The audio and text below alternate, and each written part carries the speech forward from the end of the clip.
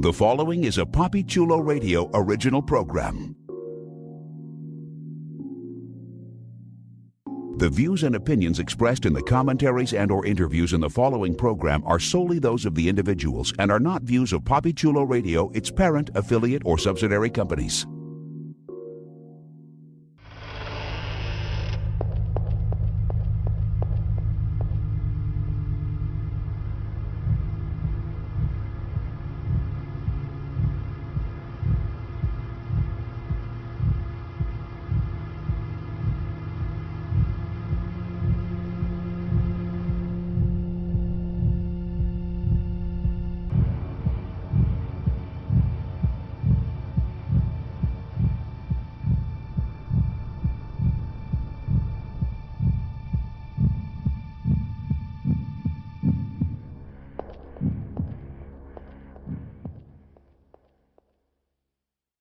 Welcome, foolish mortals, to Horror Hotel, a PapiChuloRadio.com original series, Papi Chulo Radio, Pop Culture on Demand. I am your host and hotel owner, Jeffrey Aruz. We're so glad you could check in. We've been dying to have you. Here on Horror Hotel, we are going to explore some of Hollywood's scariest, most frightening, and creepiest films. Please welcome my co-hosts, Concierge Supervisor Cynthia Boyede. What's up, what's up? That's an actual quote from the movie that we are discussing tonight. Yes. And Guest Services Supervisor Donovan Trott. Yeah, boy! That's in it too. It's very late 90s hip-hop and R&B. I like it. That's the vibe tonight. I know, right? Yep. Before we head on over to the ballroom, let's stop by the front desk where one of our bellhops has a few special announcements. Good evening. We thank you for your patronage. Please step all the way in, and make room for everyone. There's no turning back now.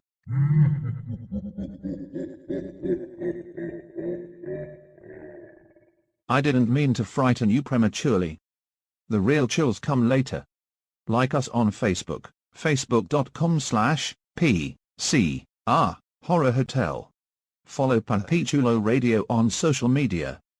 We are on Facebook, Instagram, Tumblr, Twitter, and YouTube, at Papi Chulo Radio.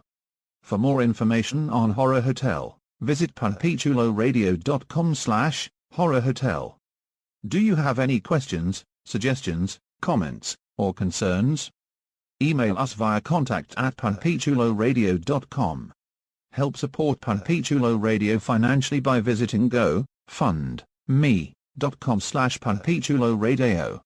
Are you interested in joining the Papi Chulo Radio team as an on-air personality or blog contributor?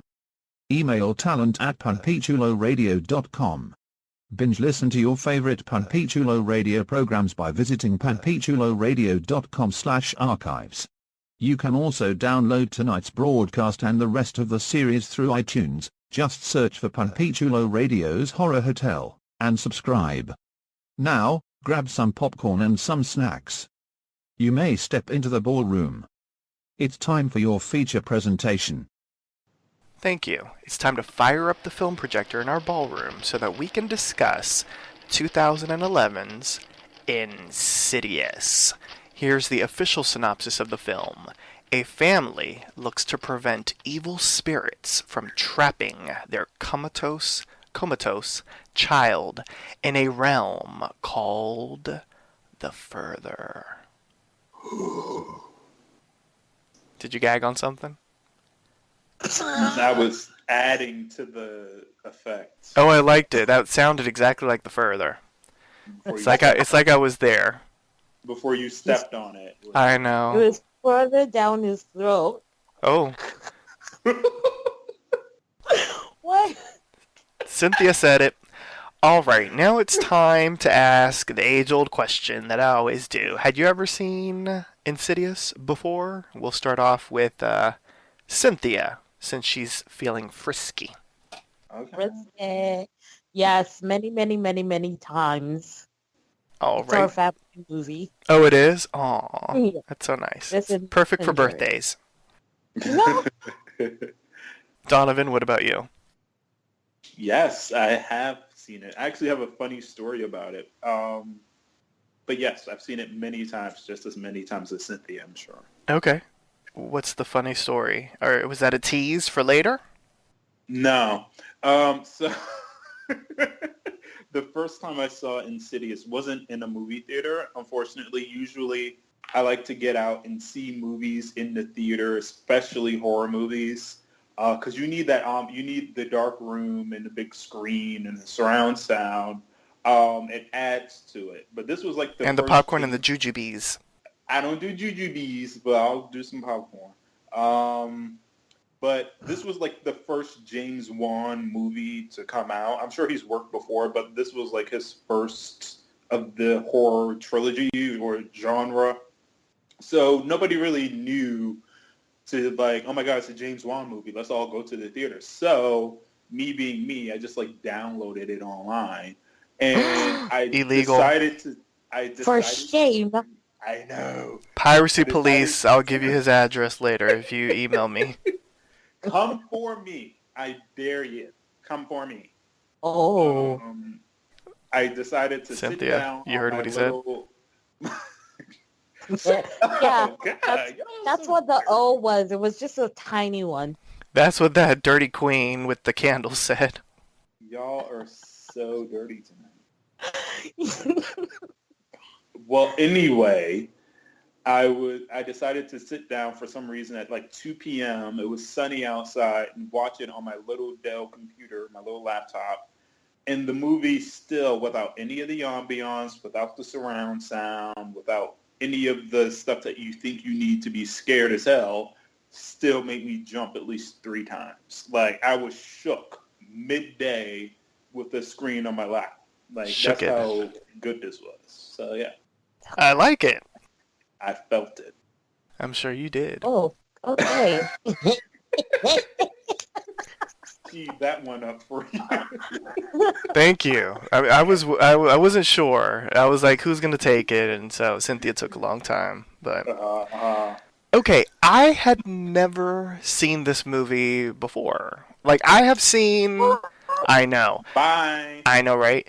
I've seen little Oh. clips here and there. I think one of the most one of the most famous scenes is the scene with the red-faced devil and Barbara Hershey. And so I had seen that clip before because it's all over YouTube and stuff. And I'd read about it. I'm familiar with it. It's not like I'd never heard of this movie, but I'd just never seen it. It looked really creepy, but I just never had the chance to see it. So I'm glad that, I mean, a little BTS for the listeners. I chose it so that we could discuss it, so that I could see But it. you'll sit through hours and hours of Big Brother, but you haven't found time to watch Insidious. Okay. Wow. Well, there you I don't go. know how I feel about you right now. I'm the same. Well, I know exactly how I feel about both of you. We'll discuss that later. You love us? Well, we'll discuss it later. So let's get into Insidious. And basically what it is. I mean, it's the story of a family, a haunted house, and some ghosts that travel into our realm, basically. It's the very first of a multiple part series. There are 4. There are 4 in total. The 4th one will be released in the new year. And it sort of helped, in a sense, spawn the Conjuring series, which that has spawned several sequels and in-between-quels and prequels and side-quels and all that kind of stuff. So Insidious is the one that basically started off this trend with James Wan and with Blumhouse Productions. So let's get into Insidious. And the movie starts off like ready to freak you out because we're introduced to this house, and as we're taking a tour throughout the house, we see a creepy shadow in the window, and then we see that. Like, how would you, like, it's like a woman with a veil and a candle, and Mm-hmm. yeah. We end up learning more about her later, but, like, what did you all think of the opening scene before the credits? Which I will give a shout out. I love that they had credits. Like, movies nowadays, they don't really have credits like this, where, there's Yeah. like a theme being played and you see, the Yeah. actors' names and whatnot.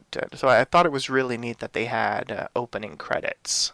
I So thought they were were you already creeped out by the opening Yeah. scene, Cynthia? I was creeped out by the trailer of the movie already, so I was already freaking out when I saw the first part. I know, Like, scary white I ladies in wonder the who dark dies. will freak all of us out. And just to go back for a second, James Wan actually did do Saw, which we talked about previously. So he has done horror movies. I mean, but that feels different from this in some way, you know? Well, yeah, because Saw is like torture porn Yeah. in a It's like sense, and this one is much more of like an old school like horror movie. yeah, Uh, that's That's why it feels true. different. Yeah, a haunted house. You can't go wrong with a haunted house in a horror movie. I'm just saying, or haunted people. And Well, that's true.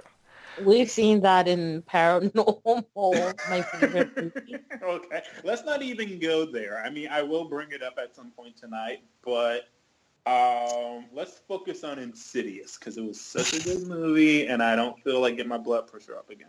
Well, there you go. So we start off with this family, and they've moved into a new house, and there's a lot of sort of exposition in a sense. We're getting to know the family, and things that we should see because we're supposed to care about these people, because once the shit hits the fan, we're supposed to be worried for their safety.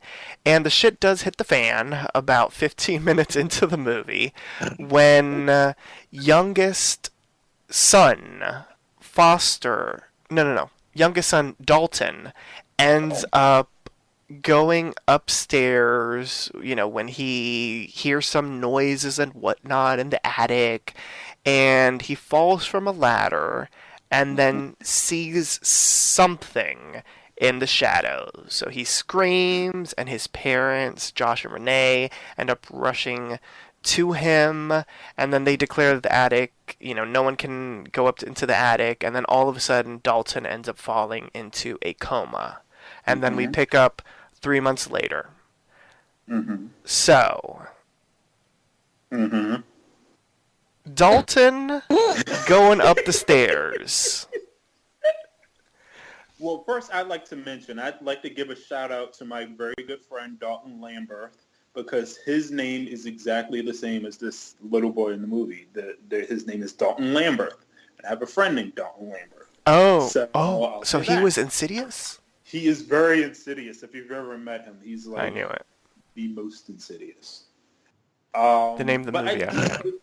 This scene in particular didn't really grab me the way the rest of the movie did. It was awesome to set up the movie, because you later find out that him being in this coma had nothing to do with that fall, but you think it did because he hit his head, went to bed, and then didn't wake up. So like everybody thought there was like a physical reason for him not waking up, being in this coma, but there wasn't. So I like that. The scene itself was just like, oh, this little kid is gonna it was sort of a non-starter. It was like you think something really scary is about to happen, and then nothing happens. Yeah. And that prepares you to sort of be on edge and be like, like a false sense of security.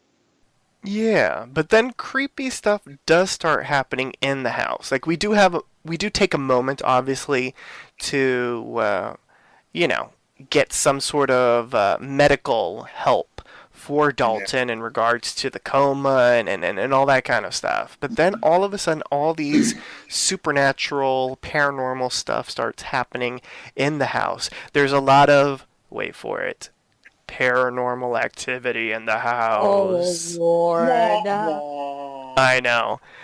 And so Renee starts hearing all these voices on the baby monitor, but Oh no my one's in God, the that baby's room. scene. That was my first jump scare watching this on my laptop. Because the way they did it, it was like the voice was whispering. At first, it was like, hold on, what is that? And then when she leans in closer and you hear this whispering and you're listening and she's listening, and it's almost like you're on the edge of your seat trying to hear what the voice is saying. And then it just like blares out. And then the baby starts crying and it's just Oh, like, poor child. easy. I know. That's how you get people to care about a family. Just give them a baby. Because like if it's a bunch of like grown-ups or like kids who are annoying, it's like who gives a Oh, shit? so Like, you the loved baby Paranormal now. Activity Volume 2. Anyway, let's all just take a drink every time Jeff says Paranormal Activity. I don't have any wine today. Aw, grab a wine cooler. We'll pause unless you run to the liquor store. Okay. Wait, we're I know, in right? Canada. It's closed. Oh. I knew there was something wrong with Canada. Yeah. But yeah, that scene was just like so great. And it was just like the first in a series of jump scares. And these are easy scares. I mean, it's like, something's coming at you. But the way it's set up, it lures you to the edge of your seat so you can't help but jump when what you know is about to happen happens. Yeah, It they did a does. really great job of like lulling you into a sense of security, and then all of a sudden something loud will happen or something will jump into the frame. Like they did an awesome job. James Wan, he's the man. I know, right? And so Dalton is sleepwalking at night, apparently, and one night while checking on the baby, Renee ends up seeing this creepy looking man like standing over the crib. Was that your ex, Cynthia? I think I saw a picture of you with that guy. Yeah. Think. That's why I broke up with him. He wanted kids. He wouldn't cut his hair. He's so slobby. Ugh. Ugh. So annoying. Yes. But that was another really good scare. It was like she goes in to check on the baby, nothing's there, leaves. Then she comes back, flips that light. He's just like, boom, right there. And it was like you had to like find him because he was there the Mhm. whole time. But like once you noticed he was just standing there staring, it was like, oh my God, who the fuck is that? Basically. No. Yeah. It looked a little Jeffrey-ish, kind of. I know, that'll be my Halloween costume for this year. Since we look alike. I'm just saying. So alike. I know. And like there's a lot of just activity in the house in regards to like the burglar alarm gets triggered, and then once Josh ends up like rushing to Renee to help her, when she screams, obviously this man has disappeared and the front door is open. And then it isn't until after Renee finds a bloody handprint on Dalton's bed that, she basically starts having questions about the house and like what is really going on. I felt really bad for Renee. Yeah. No, I was going to say what you're saying. Like, for like a period during this film, we know something's happening, but she can't prove it to her husband because he's like never home for some reason. I hate her husband so much. What? Yes. Aww. Like he was so useless. What? Even from like without Even at things the going end, on. without going into the end? No, I'm going from the beginning. Like just like help this woman do household things. And he's like, oh yeah, we put it there. And she's like, no, I put it there. Like, so obviously she's the one who unpacked the whole house by herself. He's just so useless. I don't like him at all. He is out earning a living for this family. Ugh. His child is in a coma. He's working extra shifts to pay these medical bills. I'm sure. Plus, he's really, really cute. So stop it. I hated him. Oh gosh. He just annoys me. Well, I liked him. I thought that I thought all the actors in this were really, really good. Like, even the kid actor, he was really good. Like, there was no one, especially when we get later on to the other characters, like, there was no one in this movie that was like, why is this person in this movie? Everyone was very effective. Yeah, They I agree. played their parts well. Yeah. And later on at night, Renee wakes up from a dream or a nightmare or something, and she sees that man that was behind the crib. She sees him walking outside the house, right? He was on the other side of the window, and then all of a sudden he's inside the house, Yeah. and he lunges at her. Mm-hmm. And that's the point where the husband comes in and she's like, please believe me, something's going on in this fucking house. And I think at that point, because they move after that, so he did believe her, Cynthia. He was like, all right, I believe you. We'll move. Yeah. Even though they had just moved in. Yeah. Like, where did you guys get the money from? Are you guys that rich? Do you want to be my sugar daddy? Like, question? He's working all these hours, I'm telling you. Yeah. Do we know what he did, though? A professor? Yeah. Well, that don't make no damn sense. Right? Where are you getting this money? Well. Maybe he has a sugar daddy. Who? Oh, no, she's also a musician. She makes music, so it might be her money. Musicians don't make anything. Maybe he's got seems tenure famous. or whatever it's called. Oh, yeah. Not old enough for a tenure. Well, there's that too. Maybe he's really smart. Things don't have and to he make started sense. when he was like 12. True. All I know is he's really cute, and you need to back off, Cynthia. Oh. He's a good man. Okay, for that reason, and that reason only, sure, you can. So this family does what I think all of us, when we see haunted house movies, like scream at the families to do. They move. Mm-hmm. Yeah. Who does that in horror movies? Yeah. That was like a new sort of like twist, because usually there's some excuse like, oh, we just moved in, so we can't All the move money's in the again, house and... Yeah, so, but they actually did. They took out another loan, I guess, packed up and left, so, like, all right. Yes. The new house was smaller, though. Yeah. And we're introduced to Josh's mother, Lorraine, played by the amazing Barbara Hershey. So beautiful. Barbara Hershey. I love Barbara now, Hershey. She's famous because she's a really good actress, Beaches, of course, but she's also famous because she was one of the first Hollywood actresses to be candid about her plastic surgery way back in the day. She had her lips done. Yeah. You remember that? She's fearless. She got those lips plumped up and was like, look, this is the new me. And I was like, all right, Barbara. Because I was there. I knew it. And so they move into the new house, but freaky shit continues to happen. Mm-hmm. Shout out to the dancing boy. Oh my god. I'm like, it's like the thing you don't expect to see when you're like dumping the trash. You look into your house and you got a little paper boy, you know, like extra, read all about it, dancing in your house.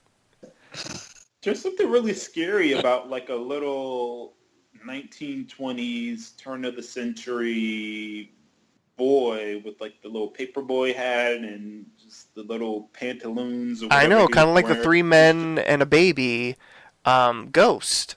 That was a cutout. It was not a ghost. I don't buy it.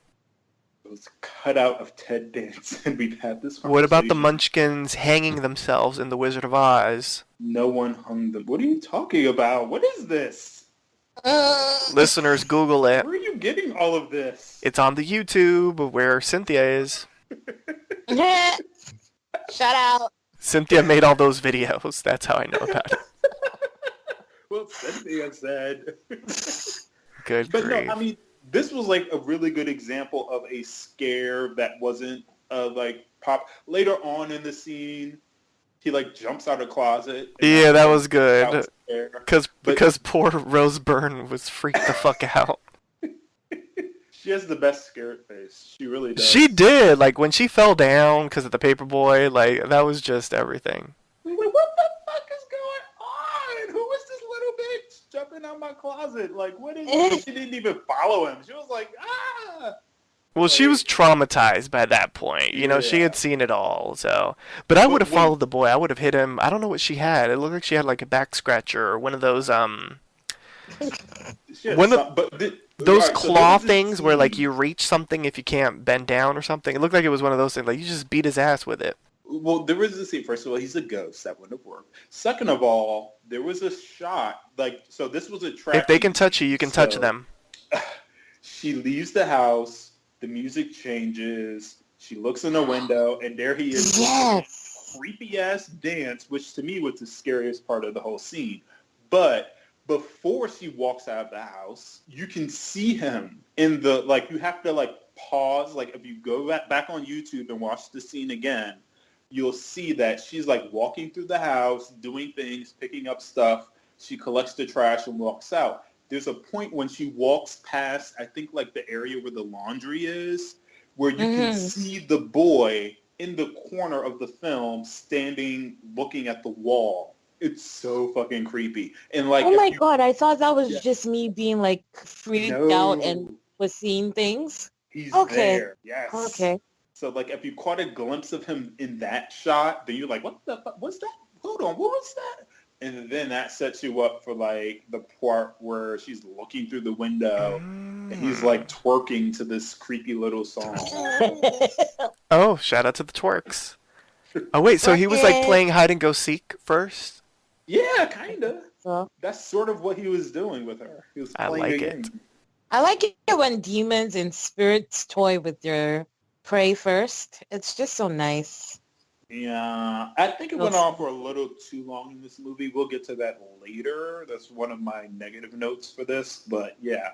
But they did explain it somewhat. Somewhat. Yeah, somewhat. We'll get into that. So, Lorraine is there, and she talks about a dream that she had in which this figure in Dalton's room, and she asks, like, what the figure wants, and the figure says Dalton. And there's this that whole scene with the three of them together in the dining room, and then all of a sudden, like, while she's sort of like relaying the story, not story, but the, you know, this nightmare that she had, you know, she's telling them, and then right behind Josh is the demon, the red-faced demon, or whatever they call him. Did he have a name? I don't think he had a name. They didn't call him by a name. Well, that's what we'll call him. Well, they describe it later on, not in this series, but in the Conjuring series. They describe that how, in the sequel, they talked about knowing a demon's name gives you power over that demon. So it is interesting that they never tried to figure out the name of the demon. They didn't have that time. Ain't nobody got time for that. Yeah. Maybe that's what the boy was twerking to. Oh my gosh. Dance for me, bitch!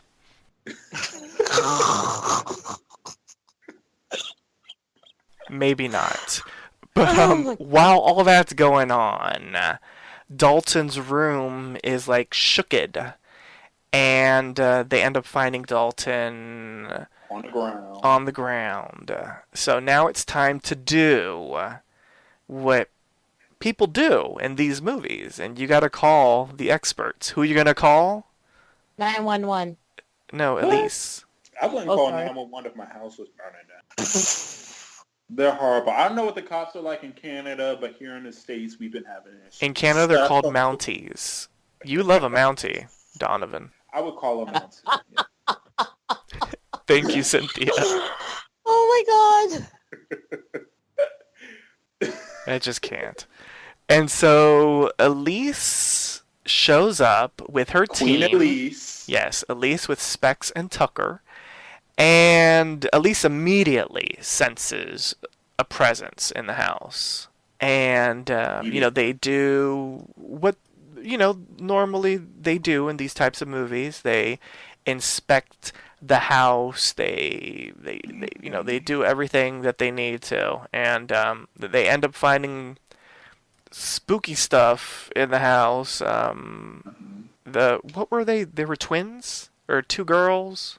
With the demons? Yeah, With the creepy there were all smiles? these different ghosts and entities and whatnot. I think there was only the one demon, but they set this up in such a way I thought was really cool. I'd never really seen anything like this, where she went through the entire house, was sort of looking at things and taking notes to herself. And then later when she sat down with them, you got to see from her perspective and see the things that she saw, which I thought was really effective. Like, rather than just having it be like, oh, there's a ghost. Oh, there's a ghost. It was later on, she was like describing, like, this is what's going on in your damn house. And it was like so creepy.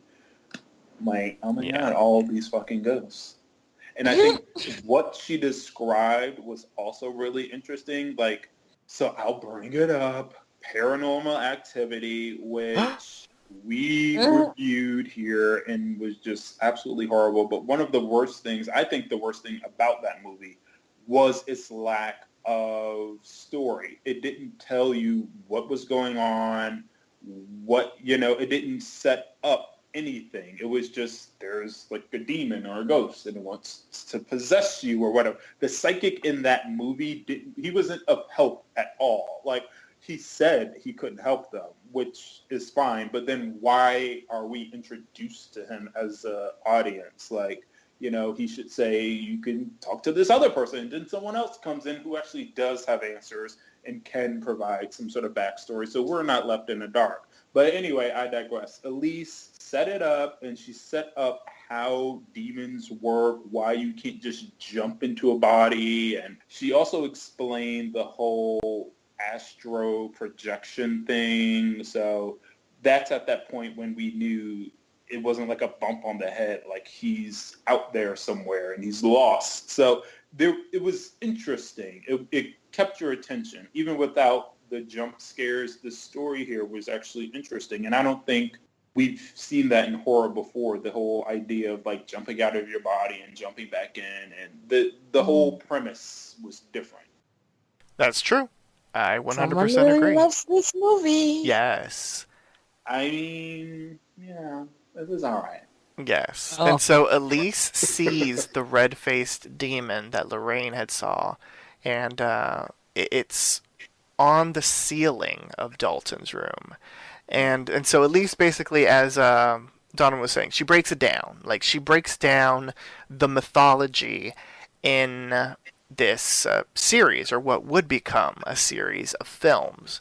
Basically, Dalton is not in a coma.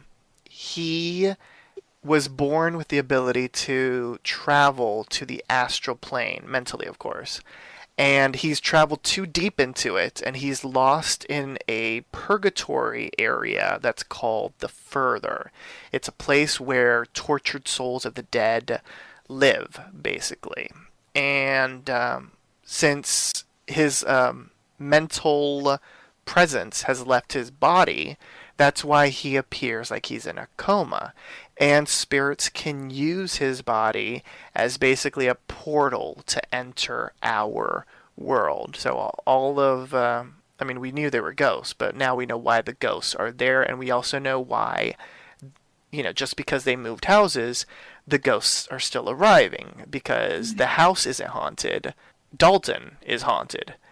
And so Josh notices that Dalton's drawings are of the red-faced demon. And Elise also fills them in on a little bit of family history.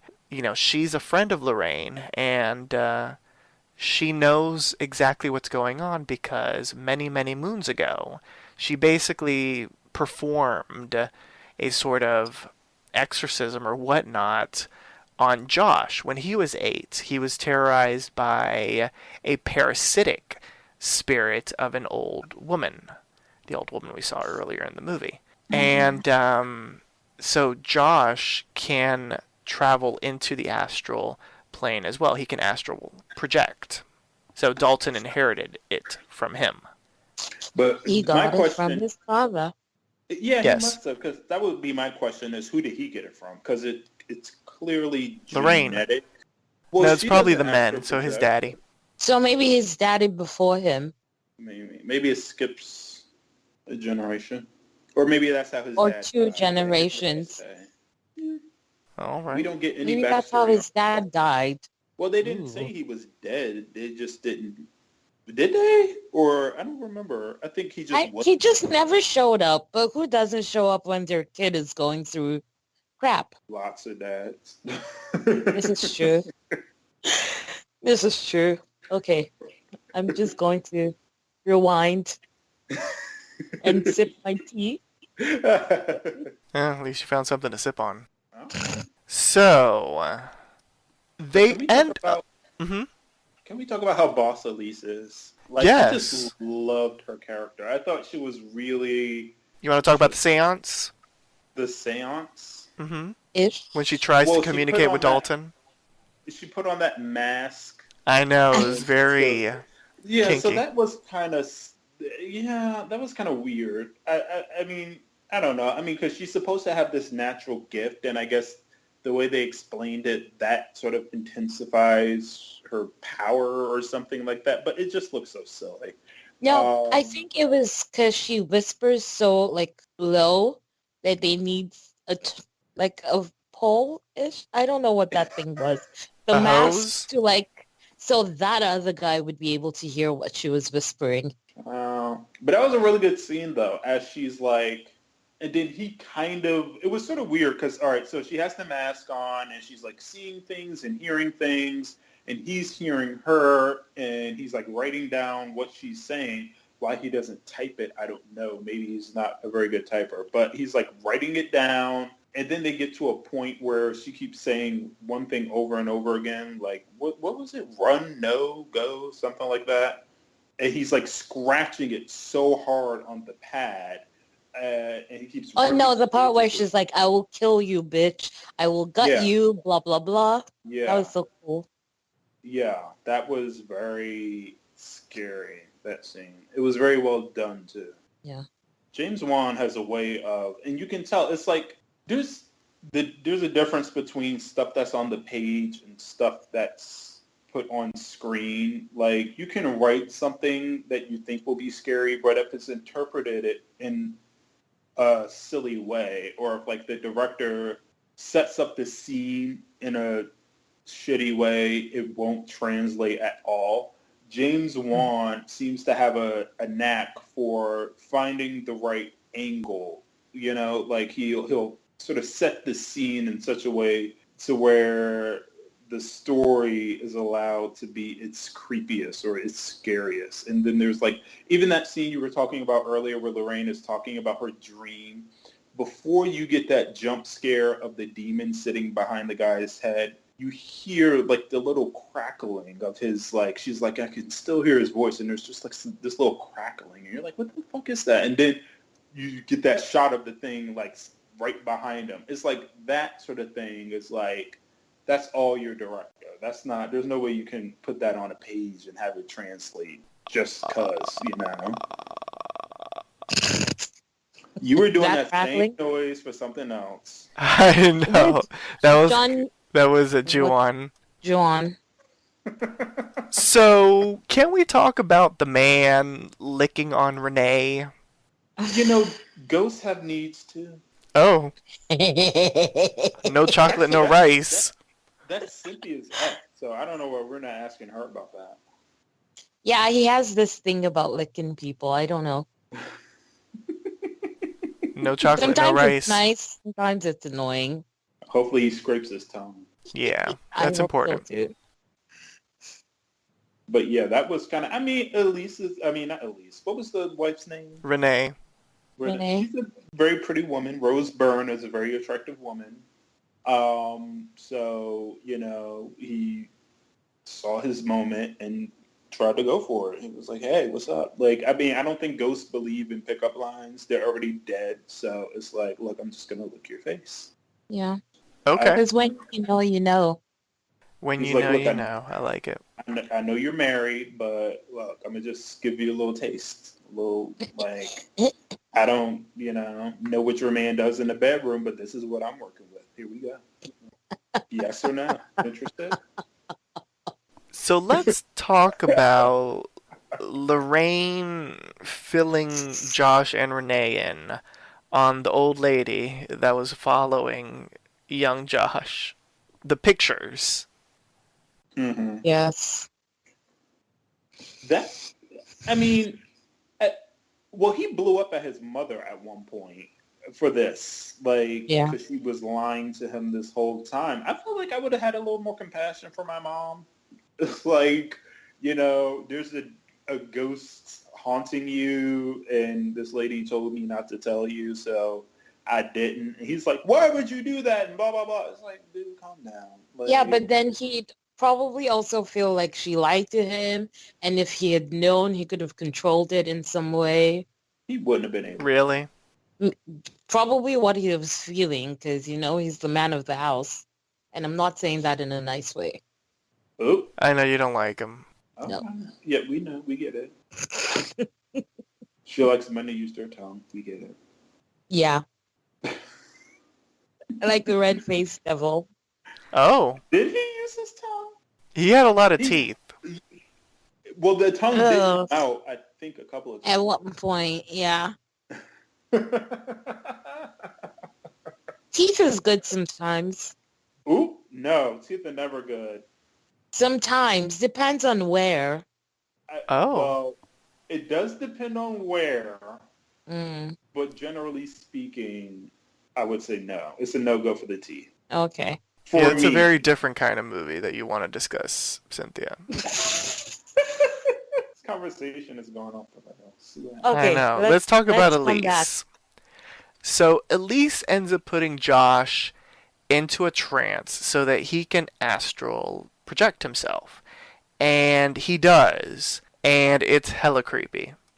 Because there are these... What would you even call them? Like, almost like mannequins of, like, deranged people in the house. Yeah, it was kind of hard for me to understand, like, upon rewatching, because, like, when you're in the moment watching it the first time, or the first few times, really, you're just like, oh my God, this is so creepy. But it was kind of hard for me to understand why they were so still, and then other ghosts in the same dimension in the further were moving like normal. Or not normal, but like ghosts. Like, he got into a fight with the other ghost, and they were like... Well, it's tussling. because he licked his wife. Yeah.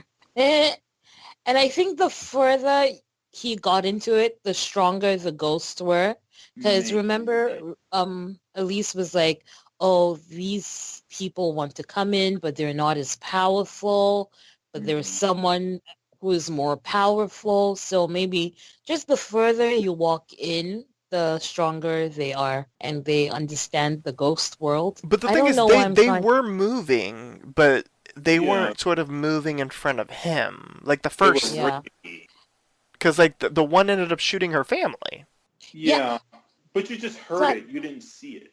Yeah, it's Yeah. like every time he turned away, they would move in a sense. Yeah. Yeah. Plus, like, wasn't he not supposed to, like, let them know he was there? So maybe they didn't know at first. And then he became really bold and started yelling. And I'm just like, what the hell are you doing? See, this is like, I mean, I'm like, all right, so you're in the further, your son is in here somewhere. I get that you don't know where he is, but do you think they're going to tell you? Like, he was Yeah, like he's yelling like, at where's the my ghost, child? like, where's my son? Like, she just explained to you they want to possess him. You think, oh yeah, he's right upstairs to the left. Like, what were you expecting? You don't just walk around that house and see if you can find something. And also, I feel like the further could have been a little more, I don't know. I mean, I get it. They, just because you're in a new dimension doesn't mean you're going to all of a sudden be in like Paris or anything like that. But the fact that the further was essentially just their house with all the lights turned off didn't really do anything for me. I just wish it had been a little more like, I don't know, something like to make you feel like you're in this other place. It just looked Yeah. like somebody turned all the lights off. I get why they did it, because it's sort of like him, and it makes the area familiar yet twisted, Yeah. in a Yeah. sense. Yeah. Because like things did get a little crazier though once he went through the red door. Yeah. Yeah. They did. They did. They got crazier. But he had to beat the ass of the licking man before he could get inside. Cynthia's ex. He Yeah. pushed He his was ass fighting right for on his back wife's into your honor. yard. Was And that her why neck. he was fighting though? Because I don't even think he saw the guy trying to lick his wife. Did he see that? He ended up pushing the guy off, so yeah, he saw a little Okay. bit. Well, the guy came at him before he got to the red door. So it wasn't like you licked my wife, I'm gonna beat your ass. It was like the ghost was like trying to kill him. Can you kill someone in that dimension? It seems sort of weird to fight. It's like, Redundant. why are we fighting? We I can't think kill you can weaken them long enough for you to possess them, maybe. Maybe that was his plan. I don't know. Or maybe he was just really stupid. Well, see, this is all right. So this gets to my point that I said I was going to bring up earlier, where there were a couple of issues. At least explained it like, these things want to possess your son. You can't just jump into a dead body. You have to keep it away long enough for blah blah blah, so you can jump into it or whatever. But then at the end, Josh had only been out of his body for however long before that old lady jumps into him. So if that's really the only Spoiler. amount of time it takes, any of those ghosts could have jumped into Dalton at any point. It's like his body was laying there for months, and even that demon couldn't get in. So it just kind of felt uneven there. Do you think maybe the connection she had with him while he was really young was Maybe. made it? I mean, she was working him. She was like, Yeah. she was on him like it was her damn job. Like, seriously, she couldn't find someone else to jump into, like, in all those years. Like, she's just like, okay, I'll just wait till he dreams again. Because he astro projected too when he was a kid. So Yeah. I guess she just knew, I'm going to wait for the right moment when he's not in his body. But then again, if she was really following him for like a very long time, I'm sure she could have found that moment, like, when he was out of his body, and she could have just hopped in. So it maybe just like a little bit more about like, Why it was so easy. yeah. She wanted why to get it's so inside of easy. Josh. Yeah. Well, I mean, she just slid in at the end. So I Wow. know. That's the best way to do it. She So- slid right up in there. She did. We'll be discussing her sliding in just a moment, but I want to talk a little bit about the demon's lair, because there are puppets, there's candles. The demon is bigger than I thought he was, and I know that we saw like him in the drawing and him in Lorraine's dream.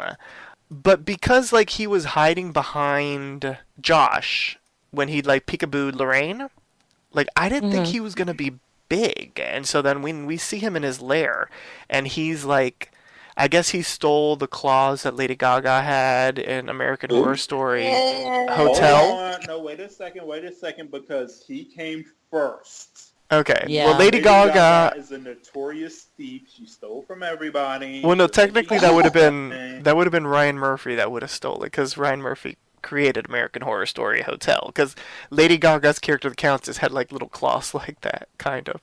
So anyway, so he's sharpening his claws.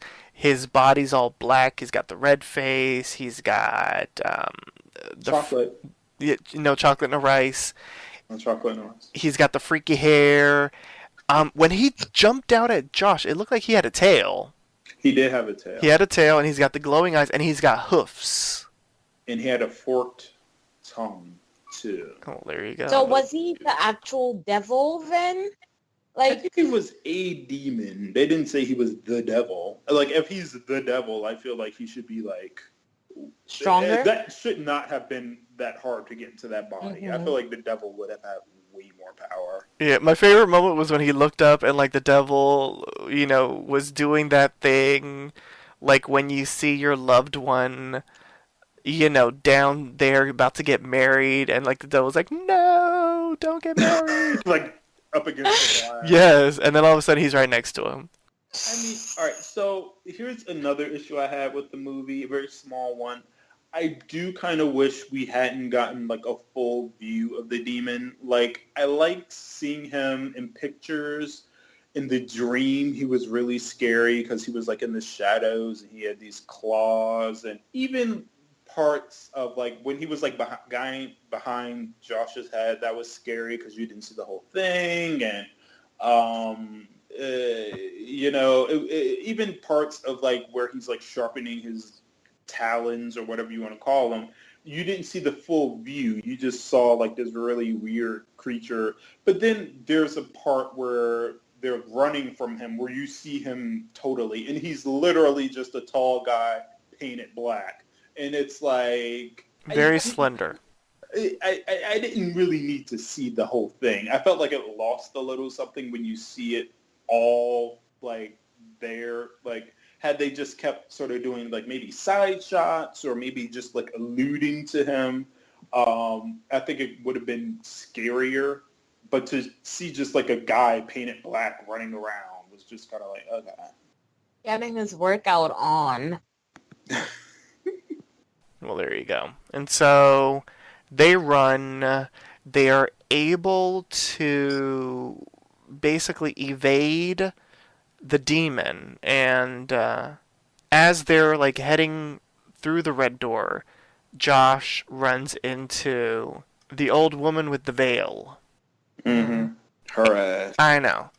And basically, like, all he does is, like, leave me alone, and then she disappears.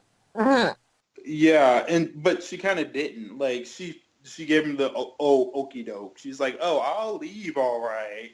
And slip right into your body, bitch. Shout out to the okie doke. But yeah, so was she scary? I didn't really find her scary either. Like, I don't know, maybe the veil and like, I mean, she was definitely, also side note, the same lady who played the bride, the Black Bride, played the nun in the Conjuring sequel. It's a man. That's a woman. It's the same person. No, it's a man. I'm going to need receipts. His name is Philip Friedman. Receipts.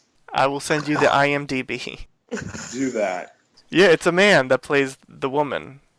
Okay. I Yes. just need receipts. Because I heard different. Show me the receipts. You're getting it right now on Facebook. No, it's okay. Here we go. Come on now. Yeah. There you go. You're very welcome. But anyway, I didn't find that scary. I'll send it to Boye there too. Thank you. So you could co-sign. Just saying. Okay. All right. Maybe that's why she wasn't scary. That was just bad drag. I know, right? But the guy looks scary without any makeup on, so... No, well, there's that not, too. No shade. Sorry, guy. What's his name? Philip Friedman. This is scary. Friedman? Pop them receipts up real quick. I know, right? Never miss an opportunity to come for me, but that's okay. I know. Don't come for me unless I send for you. Nah. Federal Express. Yes. No, but the nun is played by a woman. It is, yes. Yeah. And she's scarier to me. The Nun is scary. For those out there that have no idea what we're talking about, The Nun is in The Conjuring 2. And she's also getting her own spin-off, aptly titled The Nun. The Nun? Creative. I know, right? Well, they got to do something. But, yeah, the I don't even know what we called her, the old woman? You called her the bride. I think it was the Black Bride is how it was titled or something. The Black Bride. Whatever. Like, she isn't that scary to me. Like, I didn't really find her scary in the beginning. I didn't find her scary when they were doing the whole man in the mirror thing. I don't know. It just, she's creepy looking, but she's not, like, terrifying. I think once Yeah. again we got too clear a look at her. Like maybe if the veils were a little thicker and you just got a hint of something scary going on back there. Yeah, like a thicker veil, maybe like Yeah, glowing eyes, but you don't really see. You see like the yeah, creepy looking hands holding the candle, but you don't really see the rest.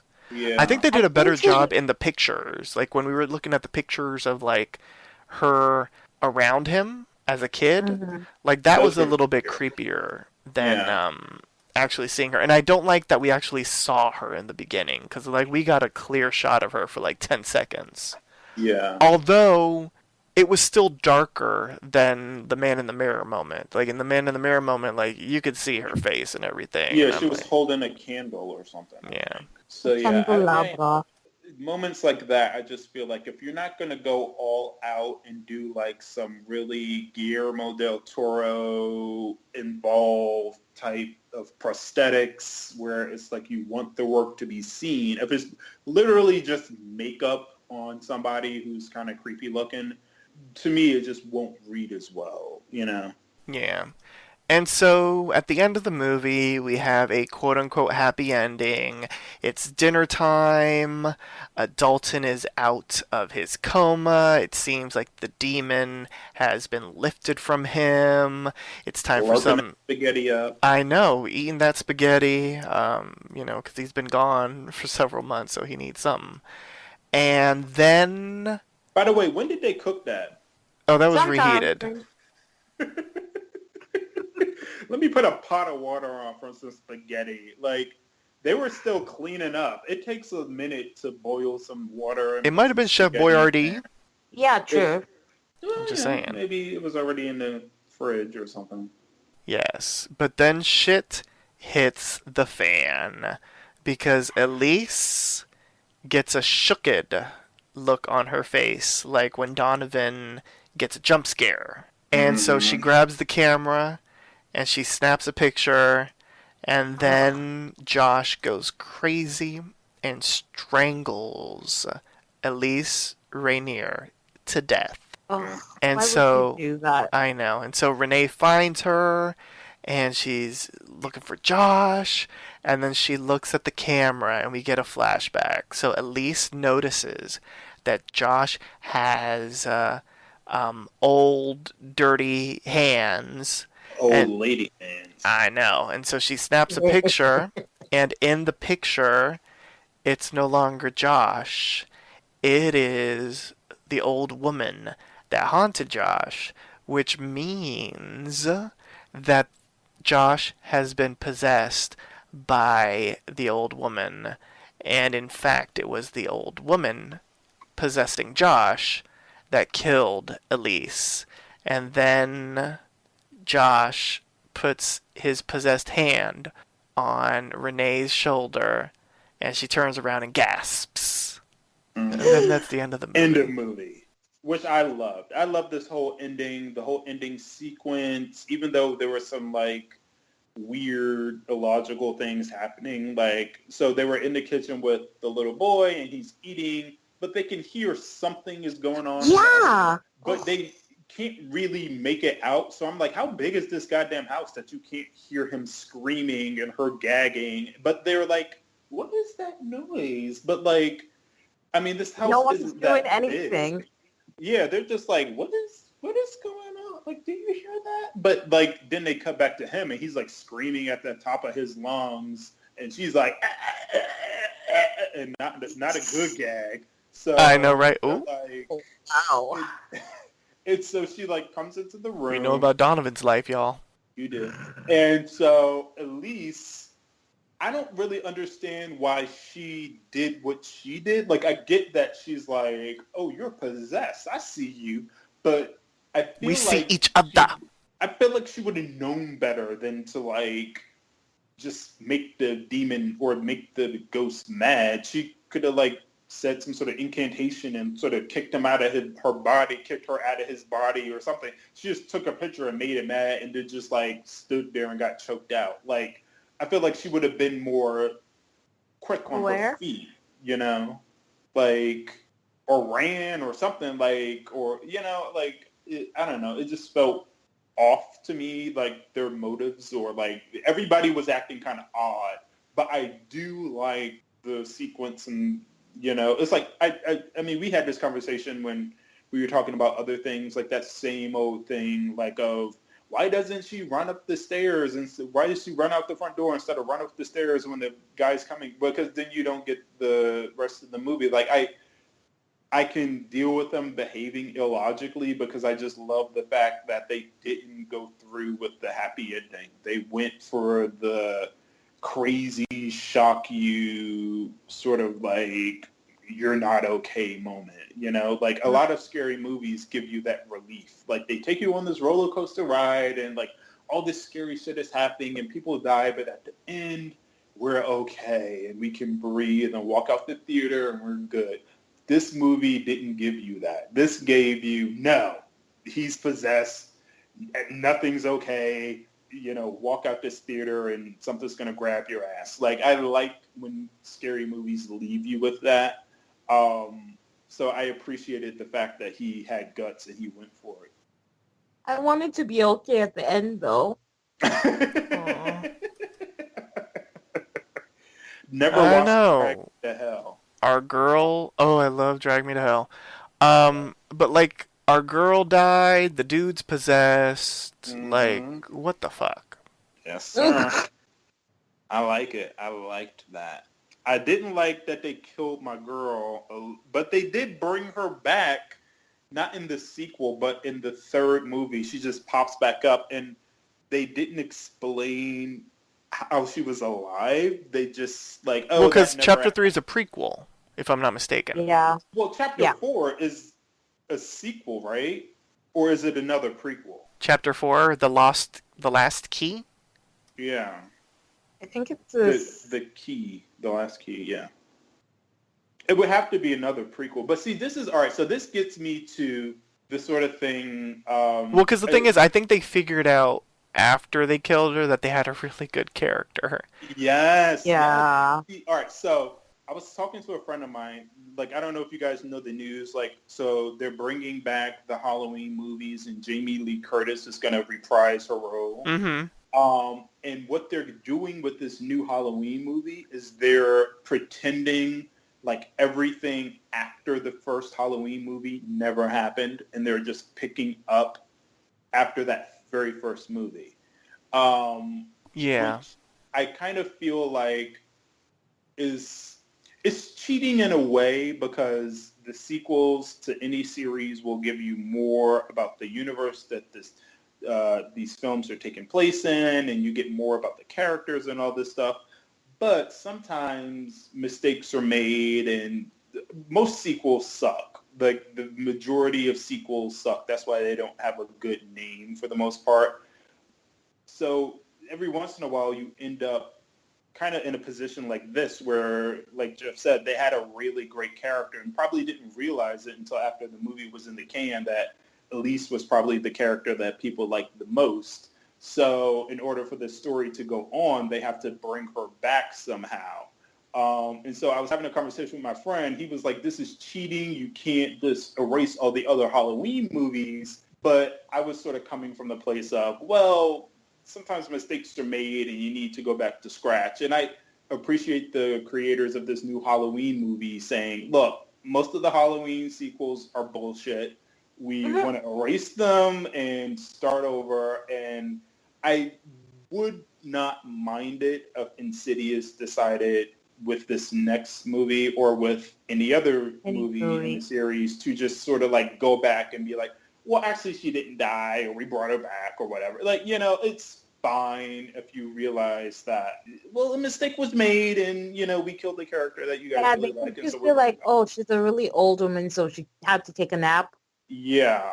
They probably thought all those things. They were thinking, I don't know if they were obviously thinking sequel, because that was another thing that I had struck against this movie, because it set up the fact that there would be a sequel so obviously, like, you knew there was another one coming after this. But, they maybe didn't think that character would, for whatever reason, maybe because she is older or whatever, she couldn't carry the series. So they had to stick with, like, the young, attractive couple. but in reality, what we wanted was Elise. So I wouldn't mind it if they went back and was like, actually, no, she was just sort of like, you know, she was sleepy. And then she like pops up halfway through the second movie and it's like, you know, like I wouldn't care. A lot of people would feel like, oh, fuck this. But for me, I like her. So whatever you got to do to bring her back. All right. Bring her back. Get it, Elise. And now they're doing the thing with if they do continue with the prequels, it can only go so far. I know they're going to catch up. Yeah. So, big time.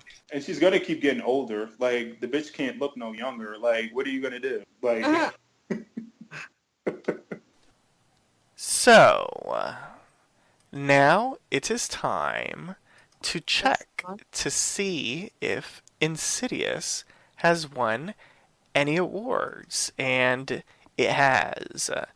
It's won, let's go over to South by Southwest. Well, at the South by Southwest Film Festival in 2011, it was nominated the Audience Award for Midnight Feature.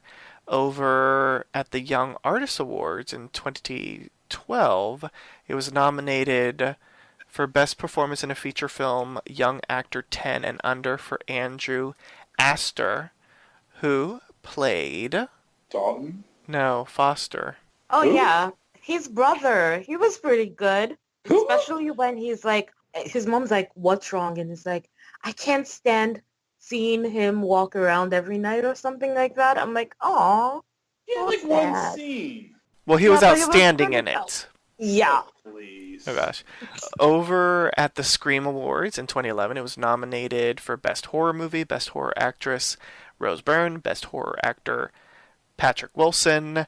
At the Neuchâtel International Fantastic Film Festival in 2011, it won the Titra Film Award for James Wan, and it was nominated for the Narcisse Award Best Feature Film, James Wan. At the IGN Summer Movie Awards in 2011, it won IGN People's Choice Award, Best Horror Movie, and it was nominated for the IGN Award, Best Horror Movie. At the Golden Schmoes Awards in 2011, it won second place for Best Horror Movie of the Year. At the... Well, this is interesting. At the 2012 Gay and Lesbian Entertainment Critics Association, Galeka, it was nominated for the Dorian Award Unsung Film of the Year. And... Who was gay? I know. Maybe they're saying Elise was. I mean, it would just make her even more fierce. Either that or the bride. Maybe. Or the demon. Yeah, or both. Yeah. He was very attentive to that manicure. I know, right? At the Fright Meter Awards in 2011, it won the Fright Meter Award for Best Horror Movie, Best Supporting Actress, Lynn Shay, and it was nominated for Best Director, James Wan, Best Actress, Rose Byrne, and Best Screenplay, Lee Whannell. Over at the Fangoria Chainsaw Awards in 2012, it won Best Supporting Actress, Lynn Shay, Best Wide Release Film, Best Actress, Rose Byrne, and Best Score, Joseph Bishara. And just because we like her, over at the Academy of Science Fiction, Fantasy, and Horror Films in 2012, it was nominated for the Saturn Award, I should say, Best Supporting Actress, Lynn Shay. Over on Rotten Tomatoes, there's a different story being told. What? No. Okay. Yeah, Get ready for this shit. Okay, let's go. It is... I just needed to brace myself. Yeah. Rotten Tomatoes, it has 66%, which means it is not certified fresh. Mm-hmm. And it has an audience score of 62%. Mm-hmm. What is wrong with people? Like, seriously. They don't What like is to wrong think. with They the probably world? got confused. Ugh. A lot of people just don't know good horror, or people get stuck in these when something new comes along and it's kind of like different, or like you were saying, Cynthia, when you want it to be a happy ending. There are a lot of people that walk out of the theater and they're like, "Oh, I didn't like that." Like just because it wasn't, it didn't give them what they like from their horror Right. movie. They didn't get their life. Well, fuck them all. we're going to give our own awards. And, I mean, we got to start off with the Scream Queen. I want to give it to Elise, but Rose earned that. Rose, She yeah. was great. Renee. Renee. The Diva. Um, there really wasn't any. Elise. Yeah. So is a diva positive connotation? Yeah, like a, like a Shaka Khan. Yeah, I would give it to Elise for that. Yeah. The Ingenue. The red-faced demon. Yeah. The Mickey Sure. Rooney Award for Excellence in Child Acting. Dalton. Okay, let's give it to Dalton since Foster apparently was making his way around the awards circuit. They bought that award. I don't know how he got any. What was the OMG moment? Ooh. Ooh. The end? Yeah. Yeah. Although, to be honest, like, that wasn't so much an OMG moment for me because they spent so long in that mirror and it just felt like something wouldn't go right. You know, it was like foreshadowing a little bit too much. Mm. So I felt like I could kind of see that coming. To me, the OMG moment was that very first scare of the baby monitor because I was just caught so off guard. And I remember the first time I watched it, I was just like, OMG. they like, yeah. The creepiest moment. Ooh, that's hard. Creepy. I guess the guy standing in the room with the baby behind the curtain, that was very creepy. Mine was when Lorraine, is her name Lauren, and Renee see the demon behind whatever his name is. Just the look on their faces was like, Yeah. they're really good actresses.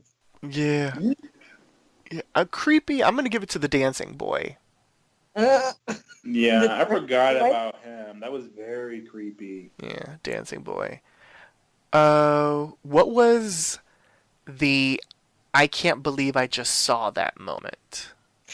And you could take that to mean however you want to define it. I'm going to give it to the red-faced demon popping out from behind. Give it to the guy licking her face because I'm just like, oh, I would give that the moment that made me gag. That too. Amongst other things, I'm sure. For me, that moment would be... I mean, it's hard. It's such a good movie, and there's so many moments that are like, what the hell? I guess I would say the dream sequence. Like, I really like that first time you see the demon and the shadow. It's like because you're trying to like make him out, and it's like, what is going on there? And then like he has the claw that comes out. It was just very like, what is this about? I would have preferred it had they left him in the shadows, but that was a very good moment. I liked. Okay. When you said dream sequence, I know we're going back, but when the dad, I can't remember his name. I just hate him so much. I erase his name from my. What did he do? Because he worked a lot. She has daddy issues. I have daddy issues. But when he's at work, like you get a foreshadowing into what he is. Because he does, I'm going to say dream walk. And he's confused by it too. I don't know if you guys can remember. And he sees his house and stuff. Mm-hmm. When sleep at work. Just wanted to mention that. That was good. Interesting. So for the next time you watch it. Yeah, I can't remember that. I do remember him being at work, but I can't remember what that scene looked like. Okay. So, now it is time to rank the film with our special categories. We've got Screamer, films that are filled with scares, Gutbuster, films that are grotesque, Eye Popper, films that are visually impressive, Gravedigger, films that lack scares, and Mind Blower, overall best in show. Let's start off with hashtag plot twist, Donovan. Ooh. Ooh. Touch my crawl. I'll definitely give it a screamer for sure. It like before this movie, I can't remember. Well, maybe the original Halloween. Like I appreciate a lot of scary movies within this genre that aren't necessarily scary. We've talked about some of them on this podcast. I wouldn't say they scared me, but I appreciated their artistic merit and the story and all these other things about them. But other than like the first time I saw Halloween when I was a kid, just being scared to death of Mike Myers, I can't remember as an adult another movie that like had me jumping the way that this movie did, especially like I told you the way I saw it the first time I saw it in broad daylight on a little ass screen Illegally. sitting on my lap illegally. That wasn't the scary part.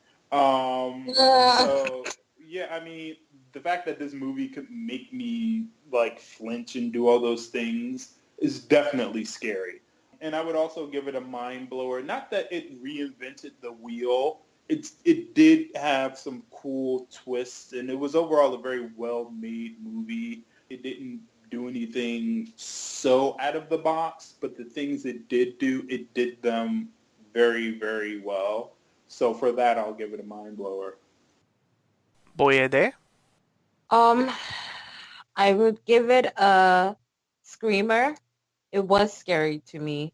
I lucid dream sometimes, so any movie that's about like dreaming and how they can get you, I'm just like, do I have a demon in me? Yes. Yeah. Shout out to the lucid dreamers. Yeah. Do you too? Yes, that's the Isn't it so scariest shit fun? ever. I think it's fun once you realize that's what you're doing and you can control it. Yeah, because there are times when you're like, I'm dreaming, okay. But at Yeah, first, it's always scary as hell. true. But it's fun. Um, I would also give it a mind blower for basically the same reasons Donovan did. I like the music a lot, like the music he played, or yeah, the demon played. Like you have a really and nice taste in music. So You I gonna would hang give out it with him later? depends. Like Okay, I am going to give it Screamer because it was a very creepy film with some really great jump scares. I will give it an eye popper because I did like the ghosts, and I feel like everyone had their own unique style and their own unique look. And even though we did see a lot of the red-faced demon, like when we only saw a little bit, it did look a little bit better, so I agree with Donovan, but like those moments were like really kind of cool. Mm-hmm. And mind blower as well, just because overall it's a fantastic movie. It's a great movie.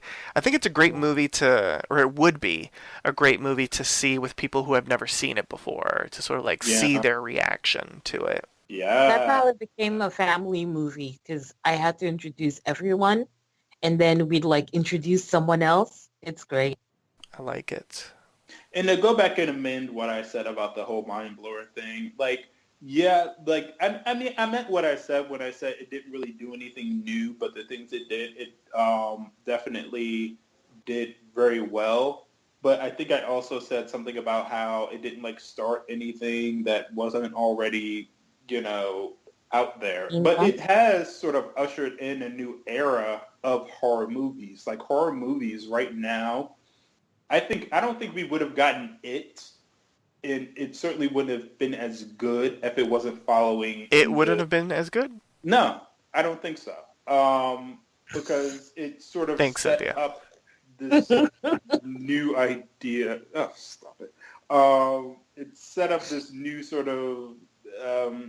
I call it haute horror, or like haute couture. Like it's just Oh. at a different level. Like before this, like scary movies are just like, oh, some guy coming at you with a knife and like ah. But like this sort of there's work being put into these movies that James Wan is making. The first Saw, maybe not the ones that came after it, but the first one, these Insidious movies, the Conjurings, the Annabelles. I'm sure the Nun will be just as good as well. These movies are high quality and they've sort of lifted up the genre. So in that way, and with this being the first of them, I would say it has sort of set a new pattern for horror movies. So I would give it that credit for being a trendsetter, I guess. I like it. I can co-sign that as well because I feel like it has helped revitalize like the haunted house, the paranormal, supernatural type of horror film, like the old school style, like not the what do you call it, the found footage and that kind of thing, like an old school haunted house, possession, ghosts type of film. And it's not torture porn, which, I mean, I'm so glad James Wan, having directed Saw, he's given us Insidious and all these other horror films that are so much more about characters and like things actually happening rather than people just being tortured. It's almost like he's making amends for the Saw movies, which he's like, I'm so sorry. He's making up for it. Yes. Well, now it's time to rate the film on a 1 to 10 hotel room key scale. The point system is allowed. And let's start off with Boyede. I would give this movie a golden room key. Oh, like you're making it up. I like it. Did I make that up?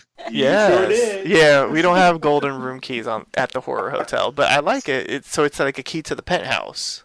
It's the master key to the whole hotel. The skeleton. The skeleton key. Yes, it gets it for me. It's just beautiful. Beautifully done. I like it. Donovan?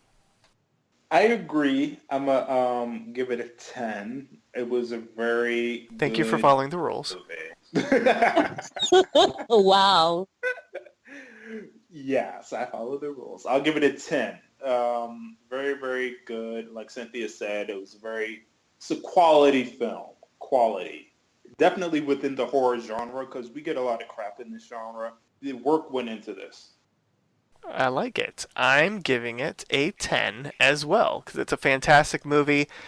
Very well acted, very creepy, like the mythology. I thought it was just an incredibly strong, spooky movie. And kudos all around. Definitely a horror movie that deserves continuous rewatches. So on that note, please drag your bodies away from the ballroom and prepare to check out.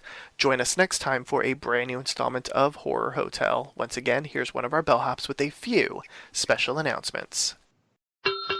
Good evening. We thank you for your patronage. Like us on Facebook, facebook.com/PCR Horror Hotel. Follow Panpichulo Radio on social media.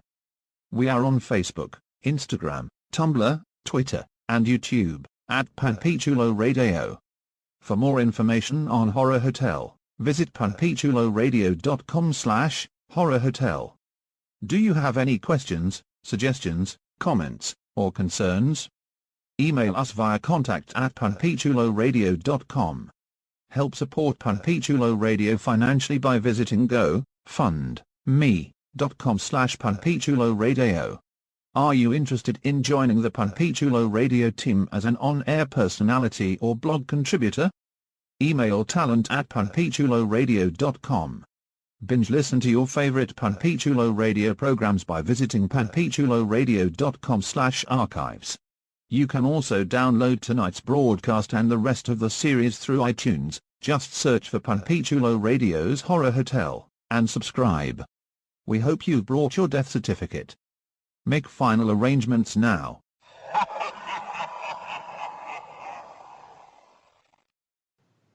Thank you, my fellow Horror Hotel team. Please wish our hotel guests and the listeners a good night. Good night. Peace out. Bye. Thanks for tuning in. You may have checked into the horror hotel, but who says you're allowed to check out? Good night. Peace. Yeah, boy.